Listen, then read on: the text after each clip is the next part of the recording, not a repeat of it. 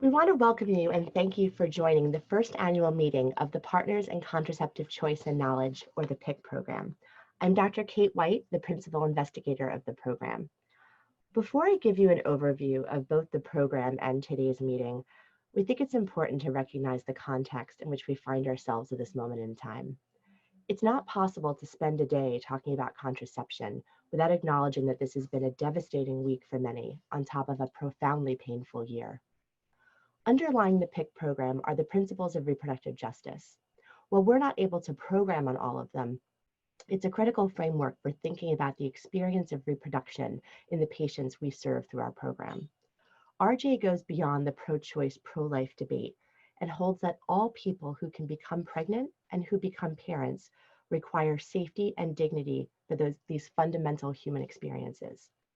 The three primary principles of reproductive justice are the right not to have a child, the right to have a child, and the right to parent those children in safe and healthy environments. And it seems like all three of these reproductive rights are currently under attack. The right to terminate an unwanted pregnancy has been growing increasingly restricted by various state legislatures, and the future of the most essential right to have an abortion seems to be growing steadily in doubt. The right to have a child is very much dependent on who and where you are, as the reported forced sterilizations in an ICE detention center in Georgia have shown us. The right to parent children at all is far from guaranteed, as shown in the continued policy of family separation at the border. And the near constant violation of human rights, as shown through the gross miscarriage of justice in the murder of Breonna Taylor, remind us how deeply racism is enshrined in many US institutions, with healthcare and reproductive healthcare no exception. The devaluation of human lives and dignity due to racial, ethnic, and gender bias can make it difficult to hold on to hope that things will improve. I think we are taking hope from the number of people who are standing up and saying, enough, this is not okay. And so I take great comfort in the fact that more people are working to make this situation change. And it reminds us of the urgency of continuing the work that we're all doing. As we come together to learn about how to support people in achieving their reproductive goals, we also mourn for those who have lost their reproductive autonomy to systemic and interpersonal violence. I invite you to join me in a brief moment of silence to mourn this loss.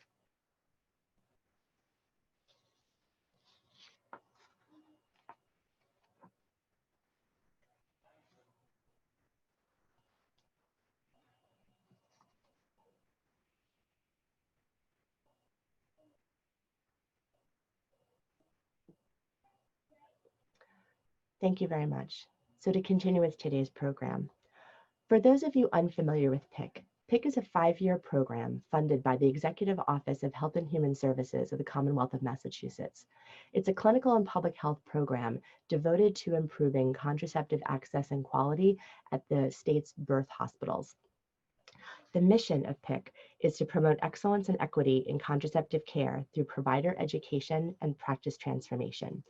We do this by partnering in depth with the state's birth hospitals and their affiliated practices to provide education, training, and technical assistance. We also offer statewide, and thanks to the pandemic, now national opportunities for individual providers and staff to learn and receive resources for quality improvement activities. Everything we do with our partnered sites is customized to their needs and interests.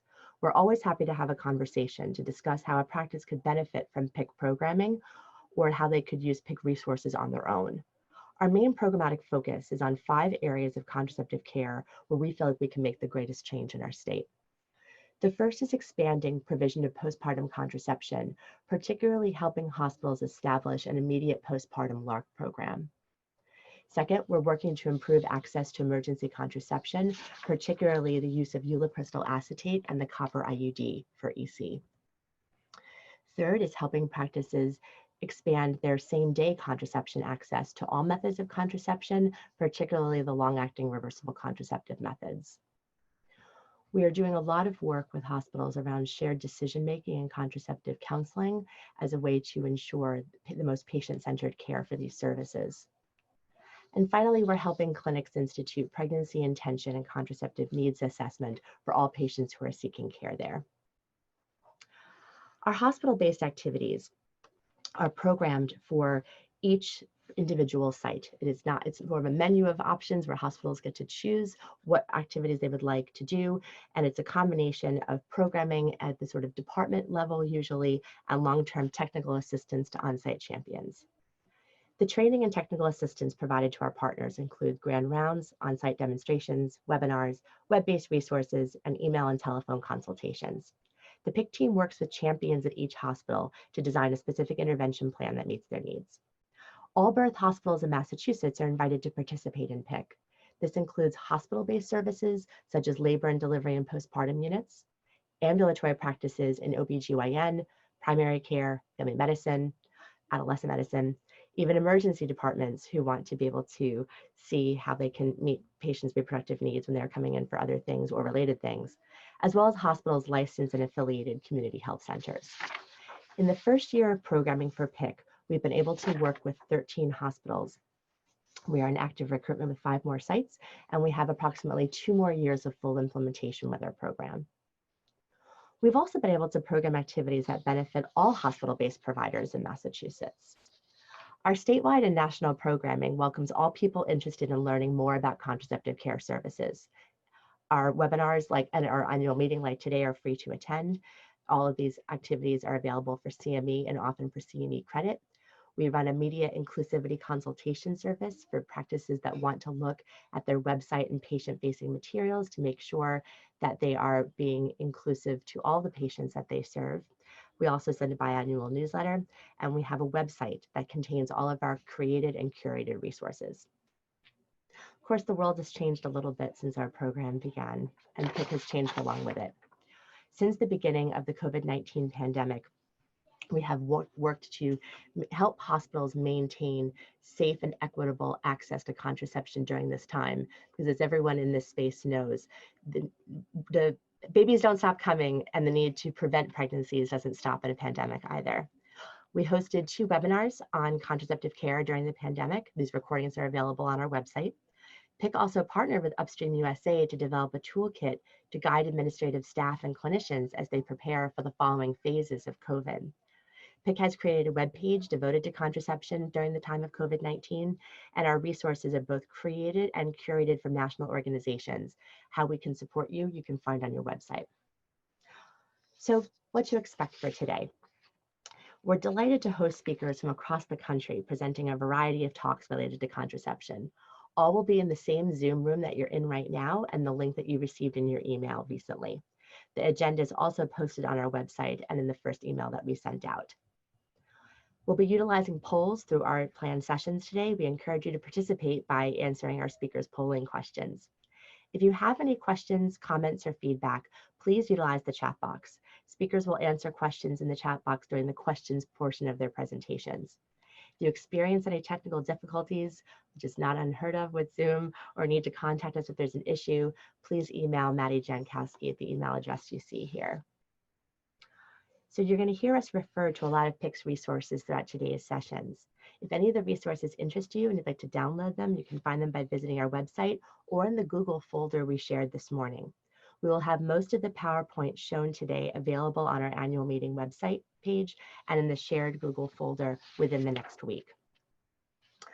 So we know one of the benefits, or maybe the only serious benefit of sitting in front of your computer all day on a Saturday, are the CME and CNE credits you're going to learn. So a few words about this. Our program has been approved for CME and CNE credit by the Boston University School of Medicine. All of the disclosures for the speakers have been available on our website and distributed, plus are in the Google Drive folder because this font is really small and I'm going very quickly through the slides. So people can claim credit for all of the sessions at the end today that they attended today, both for physicians and for those in the nursing professions. To claim CME credit, we'll be sending you an evaluation form at the end of the meeting. After that, you'll be given a code and a link to complete a very short second evaluation for the BU school, and then you'll use the code to instantly download a certificate. The last is a few housekeeping items as we navigate to this sort of new world of contraceptive Zoom, conference on Zoom. Participants have been muted to ensure that everyone's able to hear the presenters. Each presentation will have a Q&A portion. We encourage you to type your questions in the chat box, and our program director, Natasha Lerner, will read the questions to the presenter. If there are any questions that we don't cover due to time, we will follow up with you in the coming week due to email. So don't hesitate, even if it's late in a session, to send whatever questions you have. You're also encouraged to engage with each other through the chat box to give us a little bit of the connection that we're so missing by not being in one place today. This morning, I said you received an email with the Google Drive link so you can view all of the resources.